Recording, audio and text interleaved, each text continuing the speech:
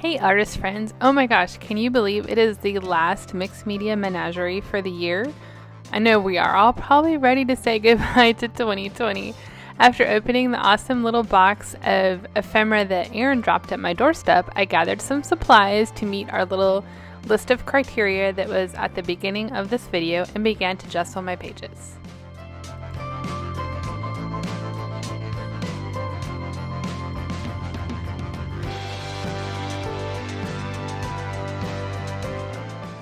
I chose a spread that had a watercolor page, the denim page, and then another watercolor page, and continued to add some of that gesso to the denim page as well. I flattened it out on the gessoed pages and flicked some gesso on it, and you'll see throughout the video I continue to add different mediums to this page because I have an idea of what I want to do with it, but I wasn't sure how I was going to execute that and what kind of color I wanted on this, so I'm testing different mediums on this page as well as we go. Now it's time to push this denim page to the center with some binder clips so I can ignore it for a little bit and then play with some of the mediums that Erin included. She included this magical powder that I had actually never played with before, and also some pastels. I wasn't sure if they were oil pastels or waxed crayons or exactly what, and I could have Googled both of them to figure out what they were and how to use them, but what's the fun in that? So I decided to use both of these to break my pages, start my backgrounds, and just get those creative juices flowing.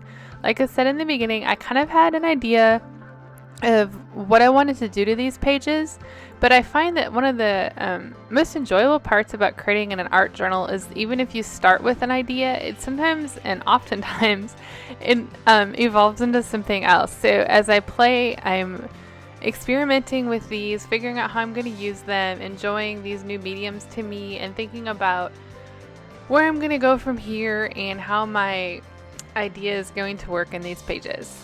So since I've never used these before, I wasn't sure how they were going to react with water. I used that denim page as a kind of a mopping page to play with it. And so then I grabbed those crayons or oil pastels or wax pastels. I wasn't sure if they were even water soluble. And I just scribble some circles with those, and then I grab a paintbrush and play with them to see if they're water soluble, and I find out that they are. So just enjoy my little playing process here. I'll break in if I have anything to add or to report to what I'm doing. Otherwise, this is just a few minutes of play.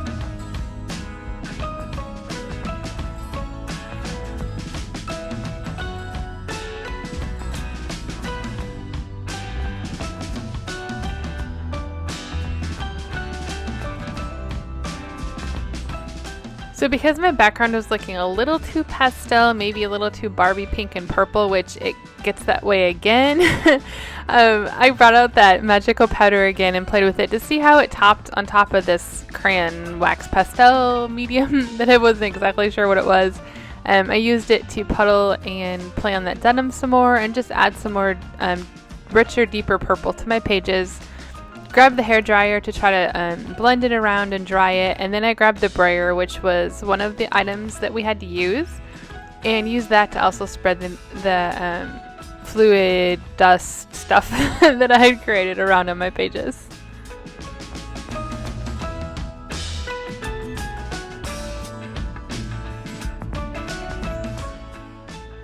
So then I noticed that this crayon, wax pastel, oil pastel medium wasn't really dry, and I was kind of concerned with adhering anything to it next because I've noticed that if I use an oil pastel, it's really hard to put another layer on top. So I just used my finger and spread it around to try to lessen the intensity of it and maybe help it to dry a little bit. Then I grabbed my gesso to play again. To see if I was able to push this medium back with gesso. Lots of mediums that are water soluble or oily, you know, in nature, they're harder to push back with gesso. So I played using gesso with my finger and then also with my brayer to clean up and play on that denim page and just see how it reacted using gesso.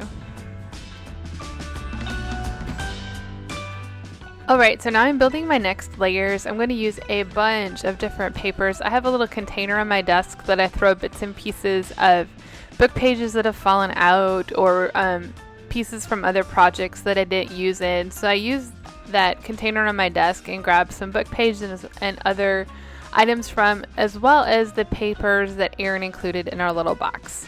As I pull them out, I'll kind of tell you where they're from, and I'll link the videos in the iCard or below if you want to see how I created some of the pages.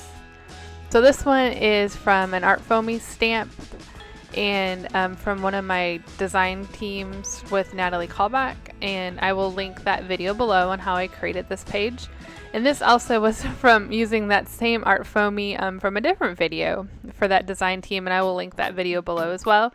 I used both of these to begin to layer my next background page, and I was excited about this green because Erin had included a piece of paper that also had this kind of tealy green on it, and I decided I wanted to use that as my pop of color. So for our color scheme this time, we needed to use our favorite colors. And my favorite colors change all the time. I love blues, oceany blues. I love even a black and white. And so I decided to choose my favorite color combo that really surprised me as an artist. When I was in school in the university studying art, we had to do a project that used a split complementary color, and I chose a purple and its split complements, and I was absolutely amazed at how this color combination worked, and it kind of has become one of my favorites. I'll pop a little photo of that project in here and maybe even include some additional ones on Instagram eventually. It was for a calligraphy class, and we actually used gouache to do the background, and then gouache with our calligraphy pens. So here's a little sneak peek of that cover, and you can see how much fun I had using that color combination. So I wanted to use that again.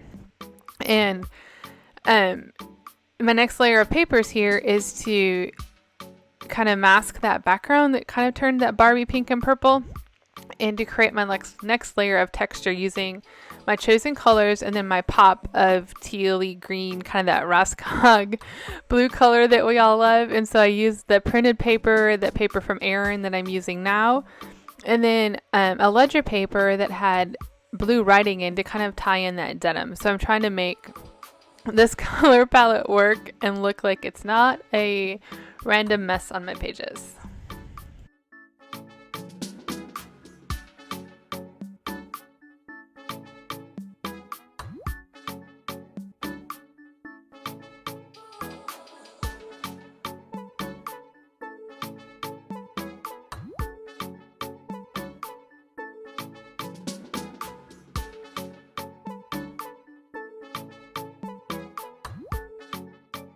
I also used a bunch of this Tim Holtz clear tissue wrap paper. I forget the official name of it. I love how you can layer it on top of other pages to add some black texture but keep the color and the integrity of the other papers behind. So I do use a lot of that on the pages as well.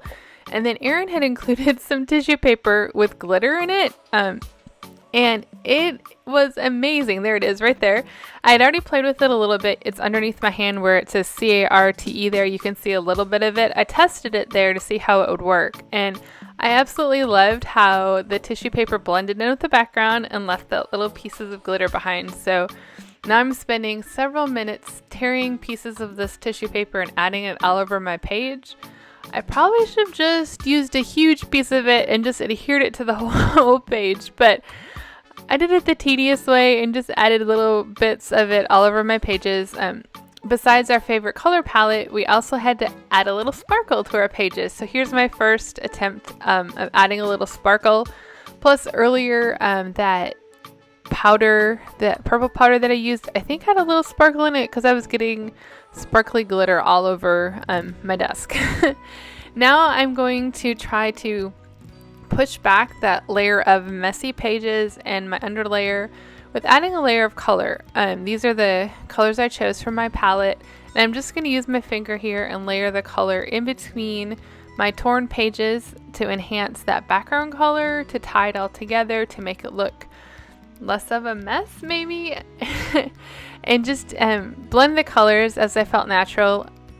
One of my amazement in using this color palette the first time I discovered it was how really cool the purple and orange actually blend together and don't create mud. They create a really neat, deep, rusty, purpley orange color. And so I'm just blending those colors here in my pages, and I also throw in some gesso to mute and kind of push back the colors a little bit. And I'll continue to do this same process on the other side of the denim page.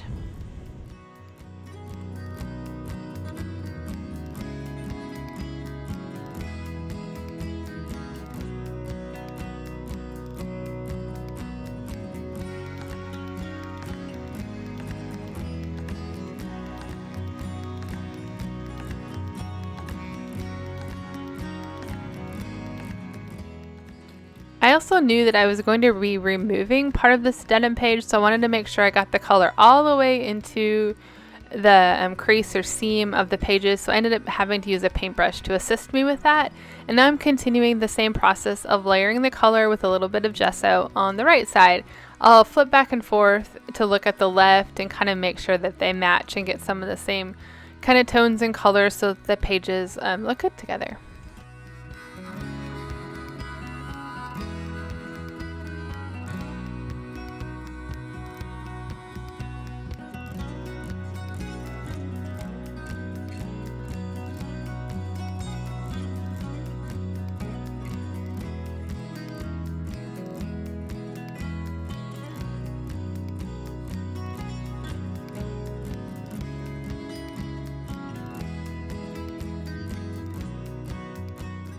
Okay, and now our next little funny supply we had to use was a toilet paper roll or a paper towel roll, and I decided to just use the traditional stamping method with it.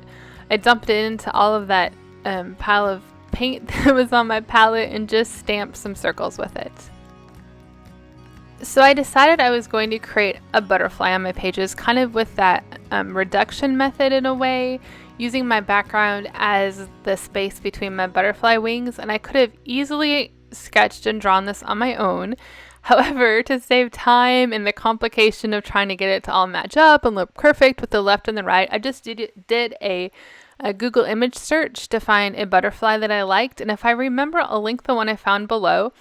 I used a charcoal pencil to trace the left half of the butterfly on the left page, and then I'll use this black gesso for painting the butterfly. I like black gesso a little bit better than black paint. Personal preference, you can also use black paint to do the same.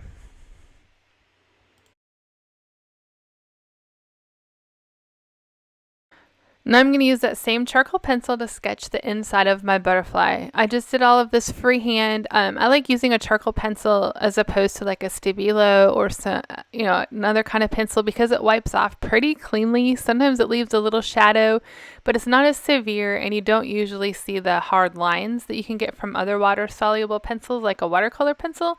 So my method of choice here is to use a charcoal pencil, but you could use whatever else you had on your desk.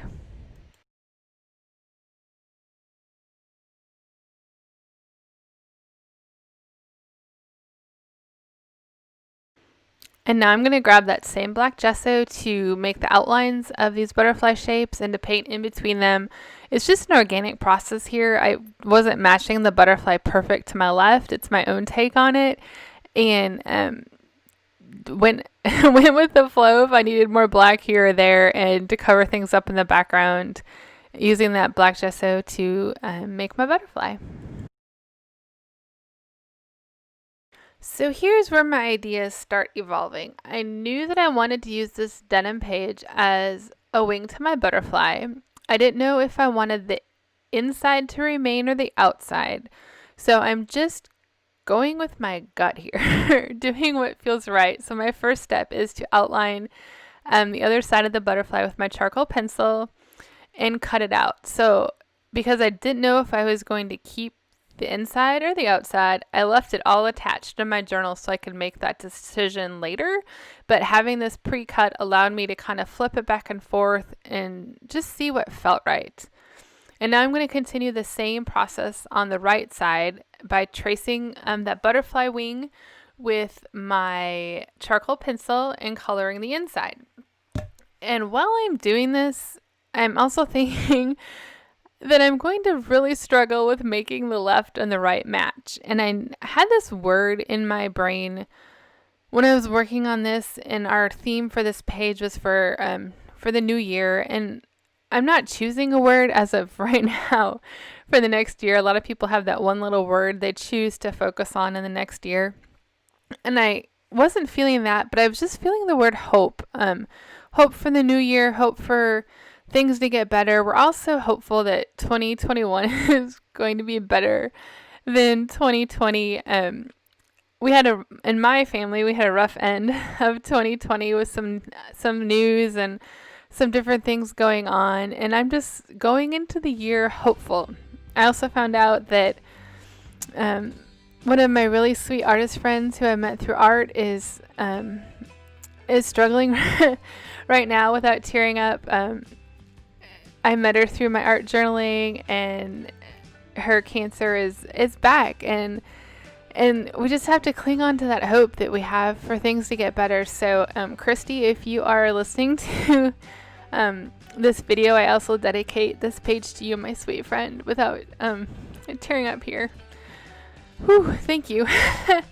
So, oh man, I didn't want to cry in my video, but I hope that we all just cling to the hope of the new year, and that's what my butterfly is representing. That's what this word is representing, and I'm just thinking about the hope that we all have, whether it's your faith, whether it's something else. Just cling on to that hope that this next year is gonna hopefully be better.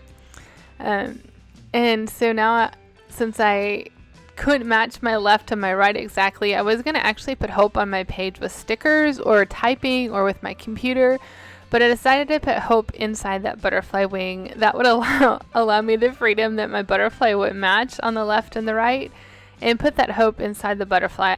I love the symbolism of the butterfly, that they go to sleep as a caterpillar and wake up with beautiful wings and the hope of a new life. And so once I was finished with that black gesso and it had completely dried, I took a baby wipe to wipe off all of that charcoal pencil. You could have left it for texture, but I just wanted the clean look of the black gesso only.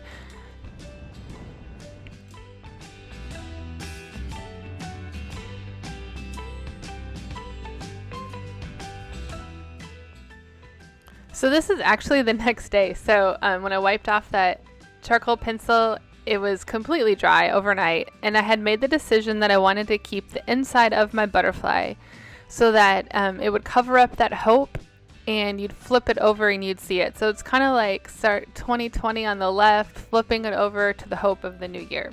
So I cut out that the outside part to my butterfly flap with the scissors. I didn't have a sharp X-Acto. It might have worked a little better, but I liked the rusticness.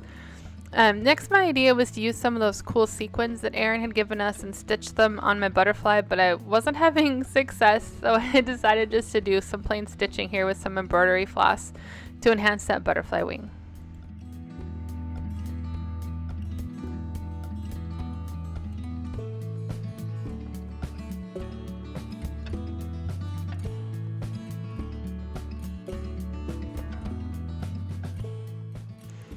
So since my little contrast accent color is this tealy green turquoise Raskagi color, I grabbed Dina Wakely's, I forget what it's called, her spray, her new gloss spray, and just use it to flick on the pages to accent having a little bit more of that green.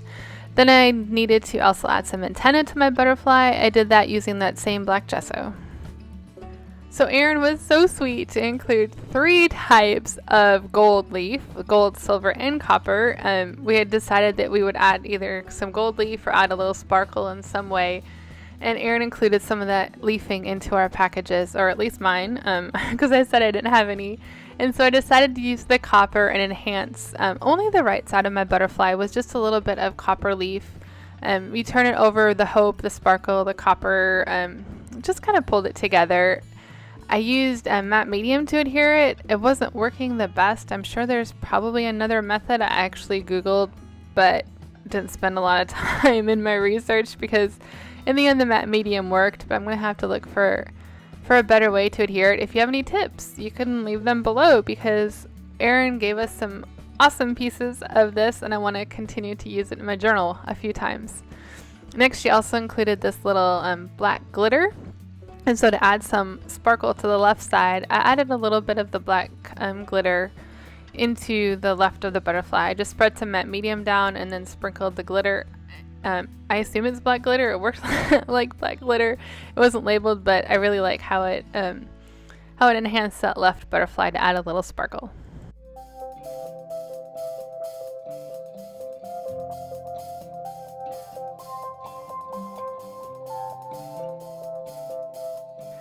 So now I'm adding a few more final touches to my page. I felt my background was still a little flat and needed some mark making, some scribbles and squiggles and different bits of interest. So I grabbed my Stabilo owl, scribbled some little dashes and circles. I grabbed the graphite version as well, and then I activated those with water.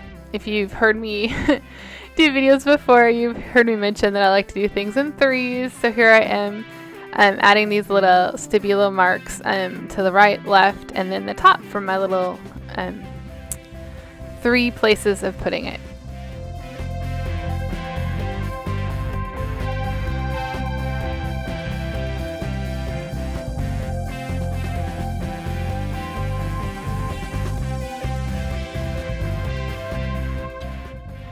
So next, I couldn't disappoint. I had to add a little fluorescent.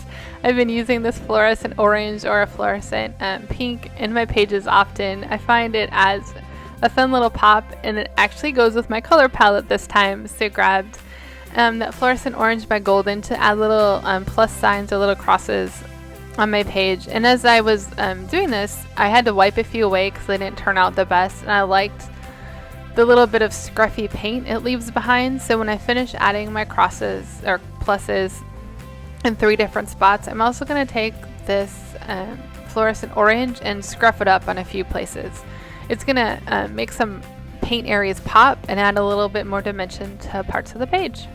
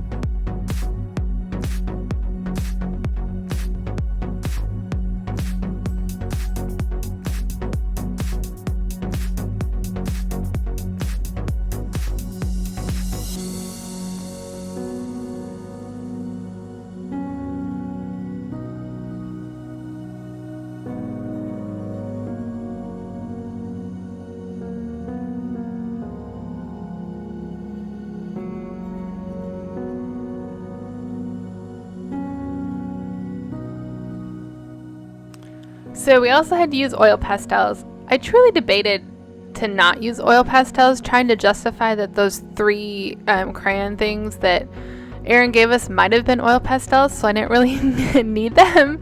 But then I realized that I actually needed to use oil pastels because how cool would it be to replicate those plus marks on my butterfly as well? So I grabbed my fluorescent set of oil pastels, made some pluses on the butterfly wing, and then again used it to kind of enhance the background. I scruffed it up with some of the different colors. I kept it like my scribbles in some places, and you can see as I scribble I also use my finger and kind of smooth it out.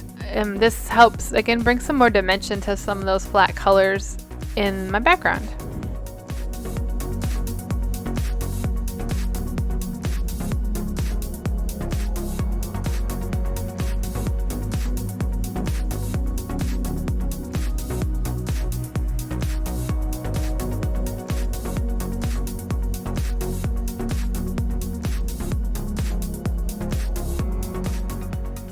Now I needed to add a little bit more black to my background. To grab this Bombay India ink to add a few little splatters. I kind of concentrate down on the left and the right top to add movement, so your eye goes, from top to bottom. If I got a splat like right there that I didn't like, I just used a baby wipe to wipe it away. After I make the splatters or splotches with the actual ink dropper, I also grabbed a couple paintbrushes to make some larger, smaller little ones on the page as well.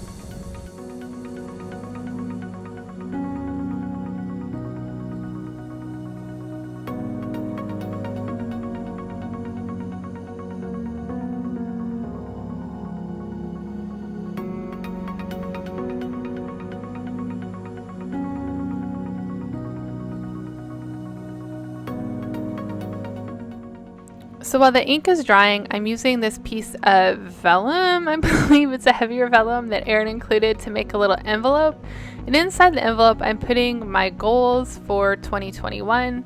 I've never really taken the time to physically write them down. I always have stuff in mind, and this year I have some pretty big goals for art and wanted to be intentional and write them down. So I made an envelope with this piece of vellum that Erin included, put in some of those cool little sequins to make it a little shaker, and also that neat little gold heart in the front, and tied it up with the string that she had tied those 3 wax crayons with. And then I'm going to stick it on to my journal pages.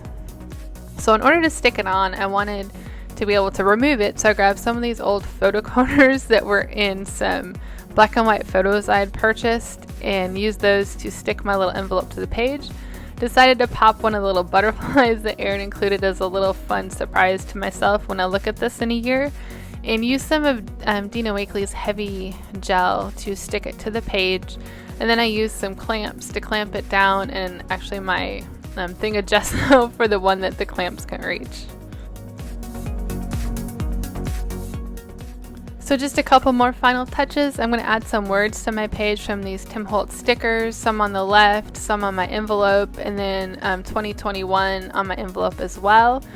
I'll stick them down using some help from some of Dina Wakley's gel because of that oil pastel in the background. I wanted to make sure that they didn't fall off. And then I'm going to grab some of her turquoise spray again and flick some of that on the envelope.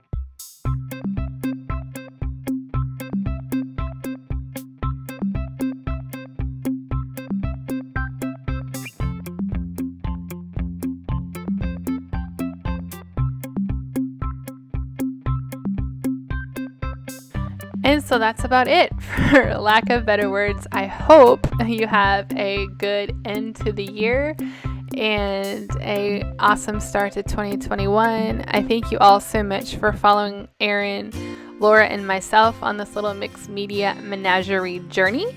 I think we hope to continue it into 2021. I haven't spoken to them yet, but I'm pretty sure we're going to continue. I invite you to join us if you end up using our recipe to create in your journal pages. Hashtag it on Instagram with Mixed Media Menagerie so we can find you. And thank you all so much for watching and for your support of my YouTube channel this year. I look forward to creating more art with you in 2021.